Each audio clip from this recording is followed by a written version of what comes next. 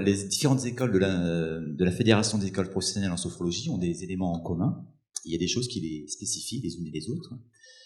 Dans les choses que nous pouvons dégager en commun, il y a l'accent mis sur les relaxations dynamiques. C'est ce qu'on met en commun, en tout cas, c'est ce qu'on met beaucoup l'accent sur les relaxations dynamiques, et vous avez entendu lors des prochaines interventions, notamment de la relaxation dynamique du premier degré à l'Institut de Sophrologie de Rennes. Un autre élément qu'on souligne aussi, que nous partageons aussi avec beaucoup d'écoles, c'est l'approche centrée sur la personne. Enfin, on essaye en tout cas. Et un élément aussi que tout sophrologue évoque, c'est une sophrologie d'inspiration phénoménologique. Je dis tout sophrologue évoque, mais c'est pas forcément si simple. On bénéficie aussi des apports de Richard, qui nous éclaire beaucoup sur cette approche très complexe.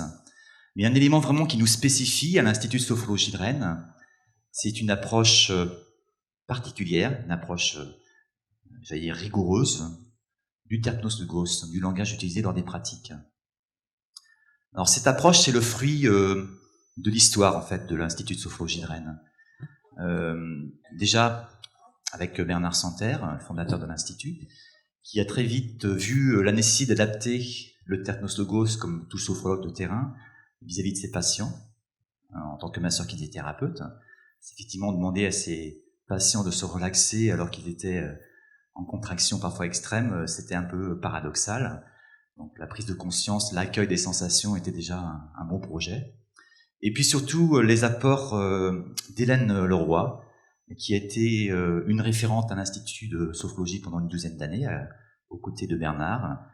Hélène, professeure de lettres, linguiste, qui a tout de suite vu l'intérêt des sciences du langage pour le terpnos logos.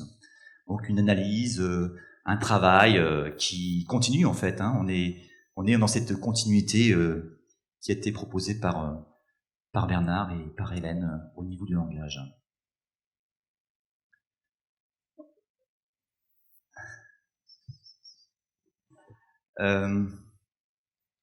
Donc on va, au cours de la formation, nous continuons toujours de transmettre cet enseignement que nous avons transmis Bernard et Hélène, tant que ça nous semble vraiment nécessaire et très important.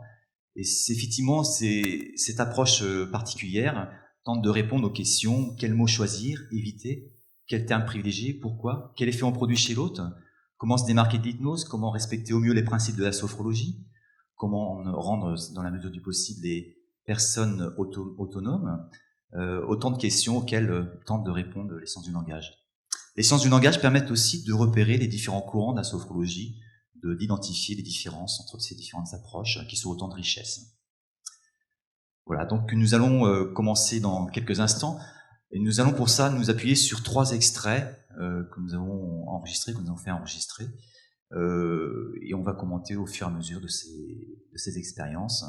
Alors, pour faire aussi lien avec le thème du congrès, donc je vous disais tout à l'heure, je vous parlais du passé de l'Institut de Sophrologie de Rennes, tous ces apports qui nous ont nourris autour du terpnos logos, qui nous nourrit dans notre situation actuelle, et bien sûr qui définissent les sophrologues que nous sommes et les sophrologues que nous sommes en devenir, le sophrologue de demain. Voilà, on va commencer tout de suite par un premier extrait. Alors, je vous demande d'être attentif, le son n'est peut-être pas de super bonne qualité, mais vous aurez le texte qui va s'afficher en même temps. Conscience de l'ensemble de mon corps. J'inspire, je retiens l'air, je secoue les épaules énergiquement. J'expire et me relâche. Je recommence une ou 2 autres fois. Relâchement. On s'assoit pour la pause d'intégration. Et là, je peux choisir ma position de mon choix. Je prends la position de témoin. Je laisse passer les pensées, les émotions, les sensations. Le témoin est neutre, attentif. Il est là, simplement présent. Il Il n'est que l'observateur de ce qui passe, ce qui se passe, sans jugement, sans attente. Il accueille tous les phénomènes. Maintenant, vous vous préparez à vous remettre debout, du moins pour ceux d'entre nous qui sommes assis. Et là, nous profitons du changement de position pour accueillir de nouvelles sensations.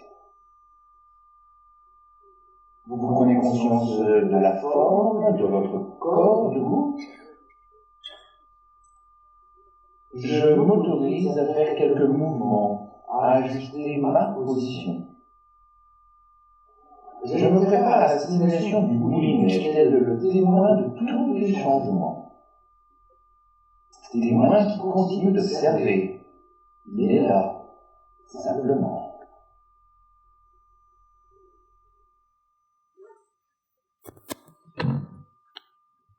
On peut peut-être couper le son quelques instants. Merci. Ouais, merci. J'entends des rires. C'est très sérieux tout ça. C'est une vraie séance. C'est une vraie séance en fait. La première chose qui me vient en tant que sophronisante d'abord.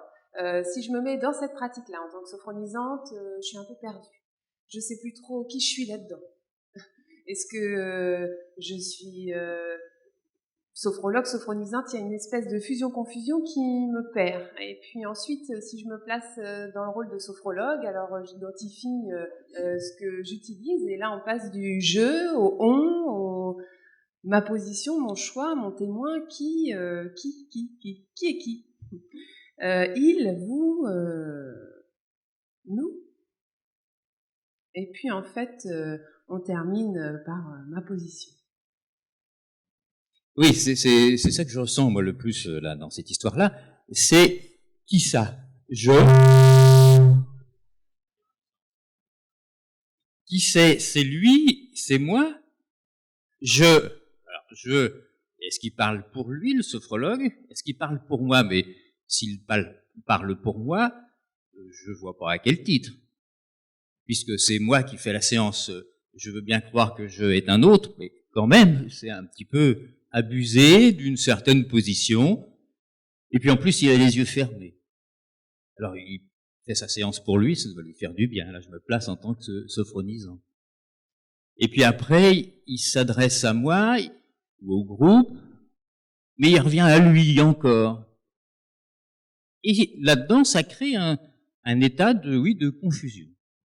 Où est-ce que je me situe, aussi bien dans l'espace, là, à ma place, aussi dans le temps, puisqu'il prend la parole pour lui.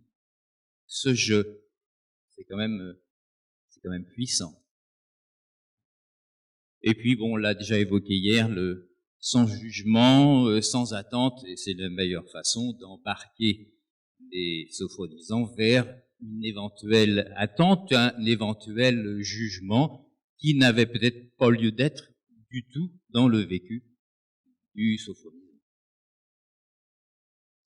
Le votre corps, bon, on reviendra peut-être sur le pronom possessif. Le vôtre est un possessif. Okay, merci. Alors, ici, on vous donne quelques éléments indicatifs qui résument ce qui a été pointé. C'est effectivement des éléments qui sont très importants. Les choix que nous faisons à l'Institut de sophrologie de Rennes, ça a déjà été évoqué dans d'autres interventions. Nous privilégions le vous, le vouvoiement. Le vous qui est aussi le signe du pédagogue, on vient d'en parler, enfin Jacqueline vient d'en parler à l'instant. Hein. C'est aussi une certaine distance. Une distance par rapport aussi au fait que nous soyons garants de ce qui se passe. Le vouvoiement, c'est aussi un signe de respect vis-à-vis de l'autre. Hein, ça signe aussi le respect. On peut progresser, on peut évoluer éventuellement vers un changement de pronom, par exemple l'utilisation du vous, du nous, pardon, à condition que, effectivement, que l'alliance soit effective. Patrick André a évoqué le premier jour, effectivement, si le public est très distant, où il y a une différence très marquée par rapport à notre réalité, l'utilisation de nous ne serait pas pertinent dans ce cadre-là. Donc là, ensuite, c'est une question peut-être de confort pour le sophrologue, pour les sophronisants. Donc on va plutôt dans ce sens, du vous vers le nous éventuellement, qui peut progresser encore une fois au fil des rencontres. Ce qui est important, et par rapport à la caricature que nous avions dans cette proposition précédente, c'est de toute façon la régularité par rapport au pronom choisi. Si effectivement vous passez du vous tout de suite après au nous, voire dans la même phrase vous changez, là vous allez provoquer cette confusion qui ne sera pas forcément perçue consciemment, mais qui provoquera effectivement un inconfort et une difficulté chez le sophronisant. Nous allons passer maintenant à un deuxième extrait. Vous allez vous mettre debout et vous améliorer toutes les sensations par rapport à la position que vous aviez auparavant. Prenez conscience de la tête, du visage, des cheveux, de l'arrière de la tête que vous aurez relâché. Appuyez toutes les sensations des épaules préalablement détendues. Les membres supérieurs jusqu'au bout du doigt. Vous pourrez maintenant continuer en ayant la conscience du thorax, qui saura se relâcher par sa respiration lente et ample. Si c'était votre souhait, vous poursuivez avec la région dorsale et la région lombaire, qui se trouveront de fait et détendues.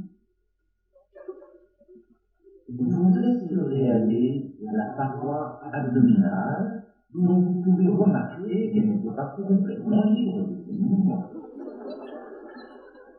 Sensation du bassin tout entier, avec la région pubécienne et la région irénéenne, dont vous avez déjà eu l'expérience, elle peut se tendre et que donc vous pourrez, par la méthode, apprendre à se libérer des contraintes passées et à venir peut-être. Puis, tout naturellement, comme les autres fois, vous prendrez conscience des membres inférieurs, comme si c'était la première fois et que vous les rencontriez en conscience. Sensation de même, des appuis au sein. Enfin, vous intégrerez l'ensemble du corps tel que vous le vivez à cet instant présent, sans vous référer à ce qu'il était en vous.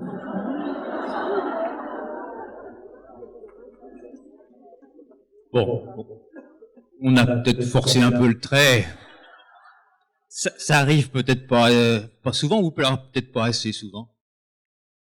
Bon, là, c'est vrai que c'était pour forcer effectivement le trait sur l'emploi de différents temps, de la conjugaison possible, où là, il y a tout dans les mêmes phrases, un futur proche suivi d'un futur, d'un imparfait, d'un impératif, etc., etc. Mais je crois effectivement que c'est dans l'excessive variation des différents temps de conjugaison que va se produire un effet de confusion. Et là, non plus seulement dans l'espace, mais dans le temps, véritablement.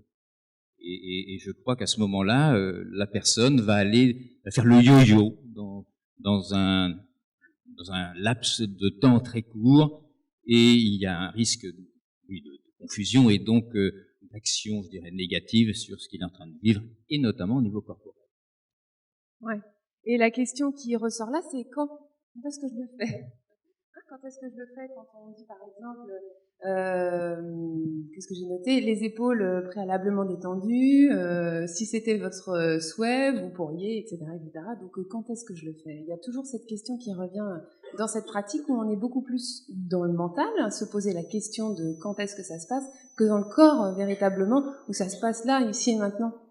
Et puis il y a quand même une dédicace, comme les autres fois, vous prendrez conscience des membres inférieurs comme si c'était la première fois. Donc il y a aussi non seulement le temps, bien sûr, et puis une autre chose, ce sont des phrases. Est-ce qu'on fait des phrases simples ou des phrases complexes ? Et puis comment est-ce qu'on peut les comprendre aussi dans un état de conscience modifié ? Où est-ce que ça nous amène ? Enfin, vous intégrerez l'ensemble du corps. Bon, il y a aussi toutes les inductions que ça présuppose avec cet emploi du temps qui nous dirige complètement dans la pratique. Merci. Voilà donc quelques-uns des éléments qui ont été pointés, qui sont de nouveau résumés ici. Donc l'utilisation du présent. Le présent, c'est le premier des paramètres utilisés en sophrologie. On en a parlé hier. L'utilisation présent, l'ici et maintenant. On insiste beaucoup sur la réalité actuelle, le principe du schéma corporel, comment a été vécu ici et maintenant, etc. Donc l'importance de l'utilisation du présent. Et c'est vrai que on peut avoir l'impression d'utiliser tout le temps le présent et quelques futurs proches peuvent nous échapper. Par exemple, vous allez faire ceci. Quand est-ce qu'on démarre, quoi? On attend la suite en quelque sorte. Cela vient d'être dit aussi, l'utilisation de phrases, ça a été dit par Yann, notamment, ça a été rappelé hier par Yann, l'utilisation de phrases affirmatives, c'est-à-dire qu'à un niveau de conscience modifié, on n'entend pas la négation, hein, c'est quelque chose que vous connaissez bien. Phrases négatives, phrases simples et courtes, parce que sinon on est obligé d'être dans le mental, de réfléchir, qu'est-ce qui s'est dit avant, qu'est-ce qui s'est dit après, et ça nous éloigne aussi de tous ces principes sur lesquels on insiste beaucoup en sophrologie. Donc voir un troisième extrait, entendre plutôt un troisième extrait, enfin voir aussi et en même temps. Troisième, en prenant le temps qu'il vous faut et que vous le souhaitez, si cela donne, vous pouvez terminer à votre rythme. Debout, entre ciel et terre, les pieds posés dans le sol, enracinés, la tête touchant les mains,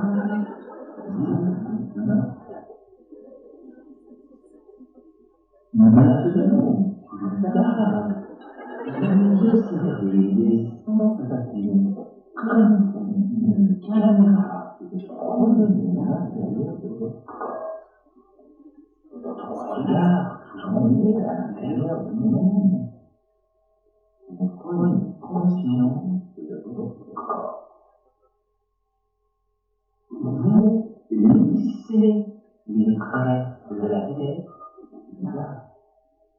Vous décrispez la mâchoire et vous laissez tomber les épaules.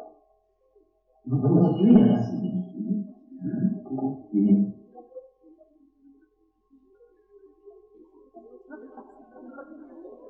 La respiration vous accompagne comme un beau rythme de chant.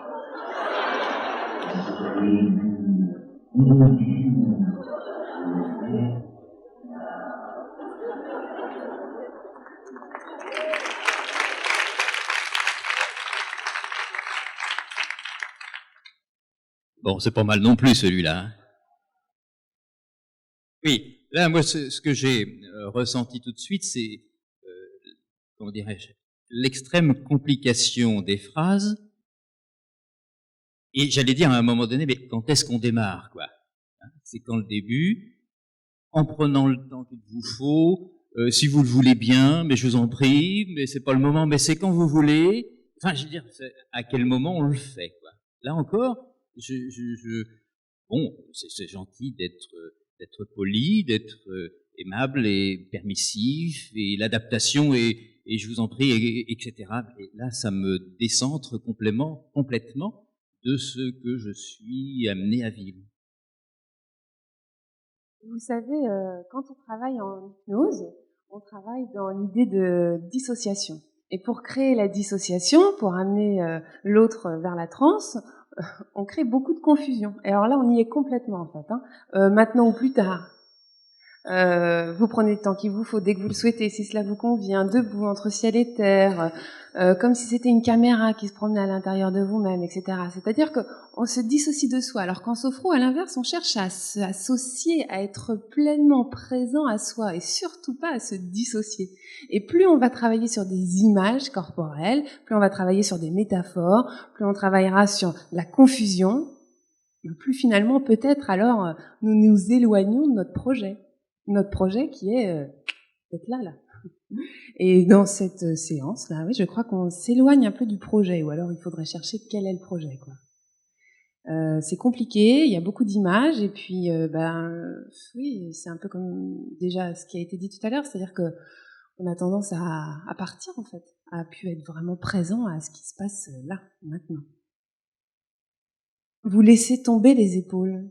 Bah oui, mais jusqu'où? Oui, et puis c'est tout le risque, de notre point de vue, hein, sans les refuser absolument, mais c'est si les images proposées vont être reçues par chacun. D'abord par la personne si c'est en individuel, en groupe, on ne sait jamais, on ne sait pas. Il n'y a que le sophronisant qui sait, ou qui ne sait pas qu'il sait, mais c'est quand même lui qui fait le travail. Et en utilisant à l'excès, effectivement, ces images-là, il y a un risque de décentration de l'expérience complet et de n'être que dans le mental, et donc pas dans le corps. Merci. Donc voilà, un élément qui me semble important de reprendre, parce que là c'est effectivement excessif, c'est l'excès de permissivité, hein, qui peut donner d'une part bien sûr des redondances inutiles, on vient de le voir, mais parfois on peut avoir tendance aussi à en abuser en tant que sophrologue, c'est-à-dire qu'on veut être bienveillant, on est bienveillant, donc on commence nos séances systématiquement, si vous voulez, si vous le souhaitez, vous pouvez, etc. Mais finalement en faisant ça, quoi que fasse le sophronisant, quelque part il nous obéit entre guillemets en fait. Hein. C'est-à-dire que si on lui demande de fermer les yeux, et s'il décide lui de ne pas fermer les yeux, c'est lui qui prend acte de cela et qui se responsabilise en quelque sorte. Je pense qu'effectivement, au départ, il est nécessaire de donner cette grande liberté, mais progressivement, c'est important, me semble-t-il, d'affirmer les choses aussi. Et c'est le sophronisant qui adapte, qui accepte, qui n'accepte pas, et c'est pas nous qui allons lui dire vous pouvez ou vous ne pouvez pas. C'est un point que je voulais indiquer pour compléter ce qui a déjà été dit. Donc on retrouve des éléments qui ont déjà été évoqués, la nécessité d'avoir un vocabulaire le plus neutre et ouvert que possible. Alors, ça n'existe pas, hein, bien sûr, mais essayer de tendre vers un vocabulaire neutre par rapport à l'inverse, d'imposer, nous, en tant que sophrologue, l'image qui nous convient, qui ne convient pas forcément aux sophronisants, comme ça a été pointé également. Donc au final, il s'agit toujours, dans la mesure du possible, de laisser l'autre faire sa propre expérience. Alors par rapport à ces éléments, en conclusion, Caicedo nous donne quelques indications que vous connaissez tous hein, au niveau du Terpnosogos, si vous vous souvenez. Terpnosogos, au départ, qui se doit d'être explicatif. Donc on s'adresse à quelqu'un qui ne connaît pas la méthode, qui ne connaît pas la technique. Donc là, il est nécessaire de donner des éléments qui rassurent, préciser, expliquer les propositions, qui doit aller ensuite vers un Terpnosogos orientatif, qui s'adresse à des gens qui connaissent déjà la technique. Et là, c'est important de faire cette évolution, c'est-à-dire qu'il s'agit tout le temps de modifier notre Terpnosogos au fil de l'accompagnement. Il nous parle aussi du Terpnosogos persuasif qui peut être utilisé dans certaines situations spécifiques, mais il nous parle aussi d'un élément qui nous semble très important et qui n'est pas le plus simple, un idéal en quelque sorte que vous connaissez. L'idéal du Terpnosogos, c'est quoi ? Voilà, le silence, effectivement. Le silence qui signe l'autonomie effective du sophronisant. Donc on retrouve ici les éléments qui ont déjà été pointés en résumé, l'importance de l'utilisation des pronoms, de la régularité des pronoms, l'utilisation des pronoms de la présence. Alors quand on dit pronoms de la présence, c'est par rapport aux pronoms comme il, elle, qui définit quelqu'un qui n'est pas ici. On évite effectivement l'utilisation du « on » qui est indéterminé. On fait ceci, on fait cela, au profit du « nous », hein, éventuellement, on en a déjà parlé tout à l'heure. Le « je » qui est ambigu, surtout à un niveau de conscience modifié, si le sophronisant au moment décroche, s'il entend le sophrologue qui dit « je fais ceci, je fais cela », peut-être qu'il va se poser les questions qui ont été soulignées tout à l'heure. L'utilisation du présent de l'indicatif, ça tombe bien, c'est ce qui est le plus simple, hein, a priori. L'utilisation de phrases simples, courtes, un vocabulaire adapté, effectivement, enlever les néologismes, notamment lors des premières séances, même si les néologismes peuvent aussi avoir leur intérêt à certains moments. Absence de métaphores, de symboles et d'images. Alors c'est élégant, mais effectivement, on peut être davantage dans des techniques d'hypnose. Alors les images peuvent être intéressantes par et pour le sophronisant lui-même, en fait. Hein. Donc inviter le sophronisant à utiliser ses propres images, peut-être reprendre les images dont tu nous as parlé. Mais là, on parle notamment dans l'accompagnement en groupe, enfin pas que, mais ça nous semble important. On peut se poser la question aussi par rapport au souhait du sophrologue de faire un Terpnosogos qui est plus dans ce qu'on appelle en linguistique la fonction poétique, c'est-à-dire où la forme du Terpnosogos est plus importante que le fond, hein, avec des beaux mots, des belles images, etc., par rapport à cette notion de séduction, hein, de pouvoir, peut-être même de manipulation consciente ou inconsciente. Un élément aussi important par rapport à tout ce travail que nous soulignons, c'est de savoir l'effet qu'on produit chez l'autre. Hein. Parce que parfois, on peut avoir l'impression on veut vouloir ou ne pas vouloir. Mais ce qui est important, c'est effectivement de savoir l'effet qu'on produit. On donne juste quelques éléments ici, bien sûr. Hein. C'est juste un extrait des éléments qui sont abordés lors des cours de l'Institut de sophrologie de Rennes. Si vous voulez en savoir plus, c'est ce qu'il vous reste à faire. J'ai évoqué en introduction aussi Hélène Leroy. J'ai oublié de préciser qu'Hélène avait écrit un livre spécifique qui s'appelle « Mais qu'est-ce que le langage ?» qui a été édité dans les années 90 et qui est aujourd'hui épuisé. Alors, il y avait Dominique qui avait proposé une phrase intéressante que je te propose de reprendre. Oui. En fait, l'idée, c'est que